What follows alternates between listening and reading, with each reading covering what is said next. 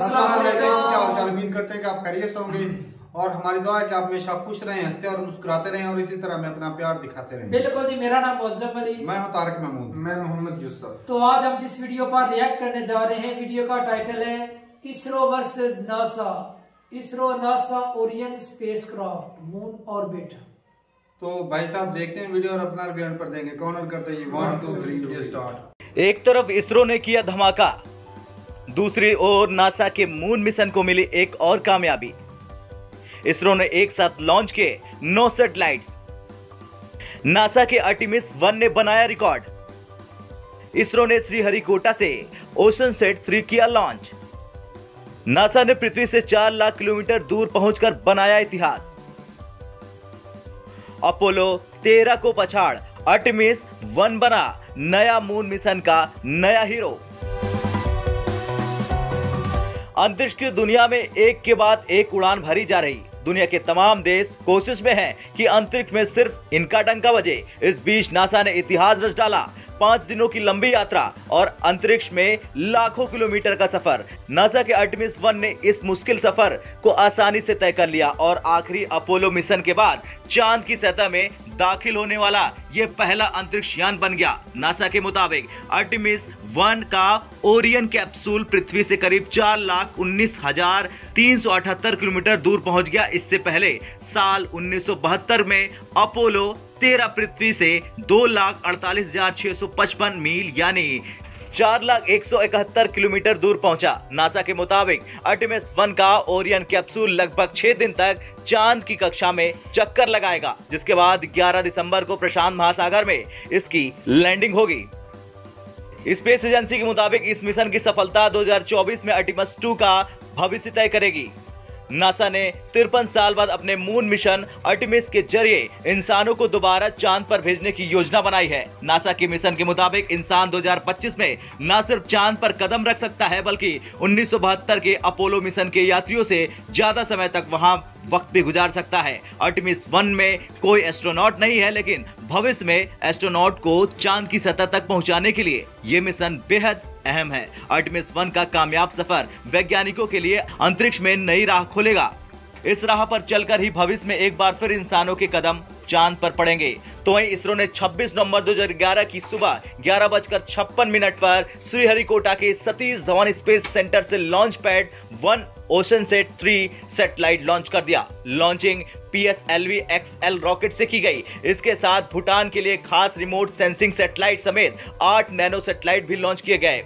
इतना ही नहीं, इसरो ने अपने इस मिशन में जो 8 सैटेलाइट भेजे हैं, उनमें भारत और भूटान का ज्वाइंट सैटेलाइट यानी भूटान सेट है, जो एक टेक्नोलॉजी डिमोन्स्ट्रेटर है, जबकि आनंद निजी कंपनी पिक्सलेट का सैटेलाइट है। इसी तरह भारतीय निजी कंपनी ध्रुव के 2 थाई बोल्ट सैटेलाइट और स्पेस फ्लाइट USA के 4 एस्ट्रोकास्ट सैटेलाइट अंतरिक्ष में भेजे गए। खैर, आपको क्या लगता है, इसरो या नासा, कौन ज्यादा तेजी से अंतरिक्ष की दुनिया में अपने देश का डंका बजा रहा? कमेंट कर जरूर बताएं। ब्यूरो रिपोर्ट, भारत तक।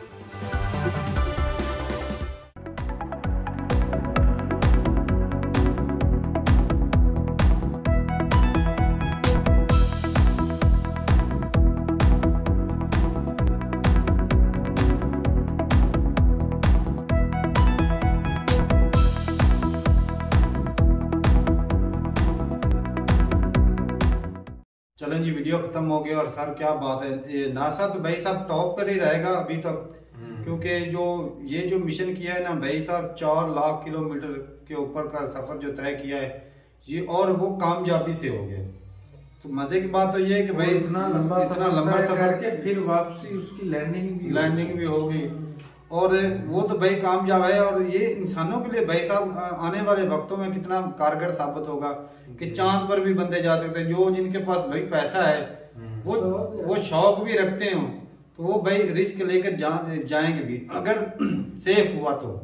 बिल्कुल, क्योंकि ऐसा नहीं कि बंदा एक जान का रिस्क भी ले और माल का भी, वहां पर अपना सेफ्टी होगी ना। सेफ्टी का तो पूरा ख्याल रखा जाएगा भाई। खतरनाक है ये तो। थोड़ा सा मिशन आगे पीछे हुआ तो पता नहीं कितनी, अब कुदरती आफतों का कुछ कह नहीं सकते। सही बात है, मुश्किल तो होती है, बात है।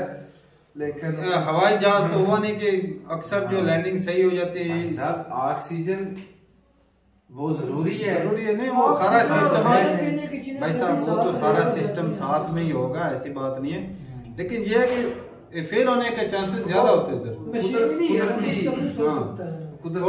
थोड़ा सा खराबी हो जाए तो वो खराबी मतलब जाया जाता है मिशन।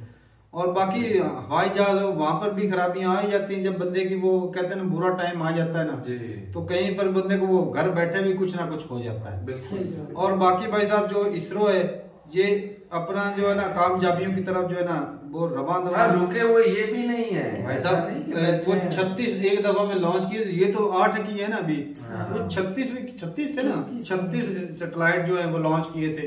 तो ये तो सिर्फ 8 है। मैं कहता हूँ ये तो वो आटे में नमक के बराबर है। लेकिन इसरो भाई बहुत काम कर रहा है। स्पार्को पाकिस्तान की जो स्पेस एजेंसी है वो इसरो से पहले बनी थी, वो वेली बैठी है, वो बैठी, उसने आज तक सिर्फ अपने ना 3 के 4 जो है वो छोड़े हैं खुद से। जी। तो ये जो है यार उसकी अपनी मोनोपोली, वो अपने बना के अपने छोड़ेंगे, किसी के हम दम पर ये किसी के दम पे चाइना के किसी के हेल्प से छोड़ते हैं जो भी सैटेलाइट छोड़ते हैं। मैं कहता हूँ ये आज तक सुना ही नहीं कि पाकिस्तान ने कोई सैटेलाइट छोड़ दिया। कब बनाए थे छोड़ हाँ ये जो और ही चीजें सिर्फ पैसे जोड़ते हैं। हमारे पास हवाई जहाज की कमी नहीं है भाई साहब, वो ना रोड पे जाएं तो वहां पर बैठे होते हैं। नहीं, एक मरतबा पाकिस्तानियों को पता चल जाए ना कि टैक्स फ्री है ऊपर स्पेस में, तो फिर देखना कैसे जाए उधर भी अपने इनको प्लॉट पता चल जाए जाना कैसे, वो जो है उसके साथ ही उन्होंने चमट जाना है। हमें भी ले जाना। यार ऐसे ना बोलो, पाकिस्तान के पास जहाज बहुत है, वो ना टीका लगा लेना एक दफा उनकी स्पीड बढ़ जाती है। इनका सारा खूनी बात में निकाल। और जब वो चोरी करते हैं ना वो ना लेकिन उन जहाजों को जब अपना शिद्दत होती है ना नशे की, तब उनकी हालत देखने वाली भी होती है। सही बात है, तड़प तड़प के तब हर जगह पर होते हैं इंडिया में तो।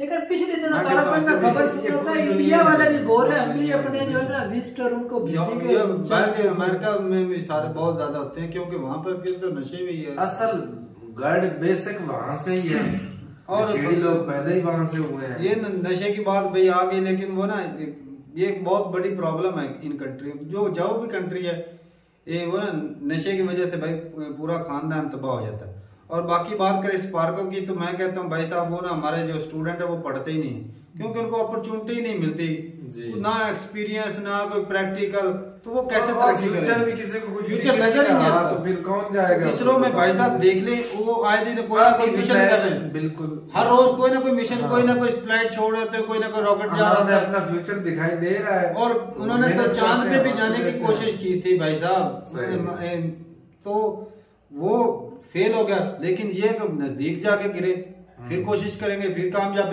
भाई फेलियर से बंदा सीखता है, बिल्कुल। और हमारे भाई फेलियर से सीखते नहीं, इतने फेलियर के बाद हमारे यहाँ फेलियर होते ही नहीं है। हाँ ये भी है, कोशिश करें तो फेलियर हो। ये बात है भाई साहब, इसरो बहुत अच्छा जा रहा है। यार और एजुकेशन इतने ज्यादा पैसे बैठ से आते हैं, वो इनके ऊपर लगा देकर फेल होते वो जाया जाएंगे, जाया करने का फायदा क्या है? सही बात। चाइना हमारा दोस्त है, मित्र है, वो हमें दे रहा है सैटेलाइट, उनकी मदद से हम अपना काम चला रहे हैं। हमें ना गूगल की प्ले स्टोर की जरूरत है, ना कोई न्यूज की जरूरत है, नेट है नहीं इधर, वो बटन वाले मोबाइल है वही ठीक है, हमारी औकात के मुताबिक रहेंगे वही ठीक है। कुल मिला के मैं तरक्की की तरफ तो जाना नहीं है, क्या करना है? वो भारी जिंदगी गुजारते 1400 साल पुरानी वाली, जंगलों में शिकार करते। हाँ वो लोग जो आगे तरक्की कर रहे हैं, हम पीछे जा रहे हैं, हमारे दूसरे को लूटते हैं भाई साहब, लूटते हैं और ऐसे वो ना एक जिम्मेदार हो ना बंदा, घर में जिम्मेदार बंदा ना, चाहे भूख भी हो ना, इंतजाम कर लेगा कि ये हमारी जरूरत है, वो इधर से मांग के करके जैसे भी करे वो इंतजाम कर लेगा। हमारे ऐसे हैं हुक्मरान, उनको अपनी जेब में भरने के अलावा फर्क ही नहीं पड़ता।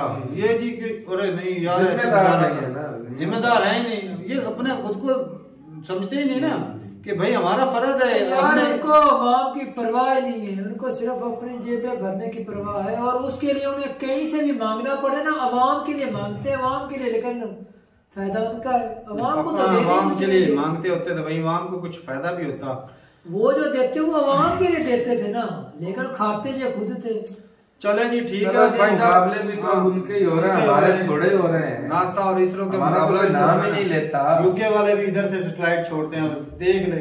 कोई नाम ही नहीं लेता। तो भाई साहब ये ना जरूर बताइए कमेंट सेक्शन में कि आज तक ना जो इसरो है कितने सैटेलाइट जो या कितने रॉकेट जो वो इधर से लॉन्च कर चुकी है, जरूर बताइए कमेंट सेक्शन में। मिलते हैं वीडियो के साथ, तब तक के लिए इजाजत दें। अल्लाह हाफिज।